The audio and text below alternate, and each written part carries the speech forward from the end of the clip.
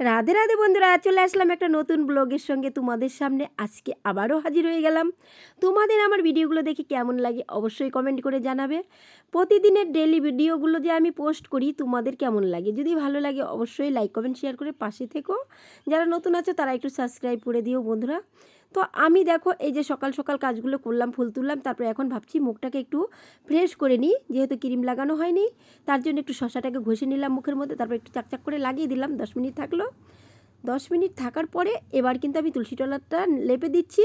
বৃহস্পতিবারে তুলসী তলা লেপতেই হয় আমাদের, আর শনিবারে নিরামিষ খাই, বৃহস্পতিবারে নিরামিষ খাই না যদিও, তাও কিন্তু তুলসী তলাটা লেপে দিচ্ছি। তো একজন ক্যামেরাম্যান ছিল, ক্যামেরাম্যানটা খুবই খারাপ, ভালো করতে পারেনি।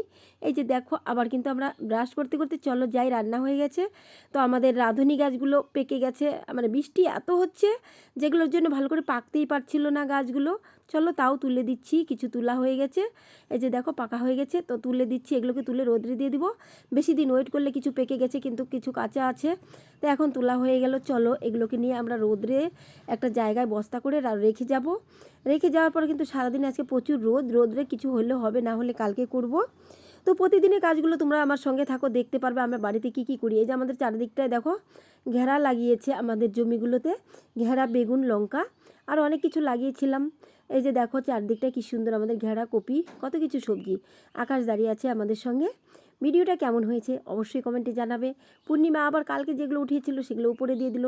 আমার অবশেষে চানটা হয়ে গেল। চানটার পরে কিন্তু আমি একটু ফ্রেশ হয়ে নিচ্ছি, যেহেতু ভিডিও করব তার জন্য কিন্তু আমি একটা 3 পিস পরে নিলাম। 3 পিসটা তোমাদের কেমন লাগে, যদি ভালো লাগে অবশ্যই কমেন্টে জানিয়ে যাবে।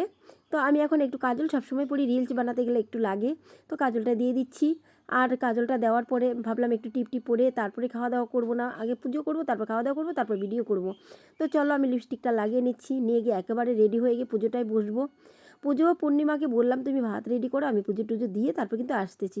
পূর্ণিমা আবার একটু মোবাইল নিয়ে বসে গেছে, ভাবলো যে পূজা দিতে আজকে বৃহস্পতিবার অনেকটাই টাইম লাগবে। চলো ততক্ষণে আমার সাজুগুজুটা হয়েই গেল।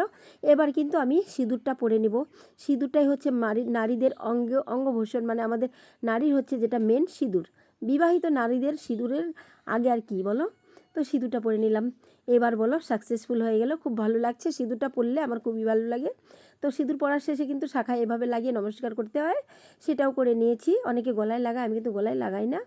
আমি কিন্তু এই যে এখন চশমাটা দিয়ে দিলাম, কারণ এই লুকটা হচ্ছে আমার ভিডিওর লুক। আমি ভিডিও যখন করব, চলো আমি রান্না বলে সরি, আমি এখন নিয়ে যাচ্ছি মন্দিরে। কি করে পুজোটা করি সেটাই তোমাদের পুরো দেখাতে পারবো না।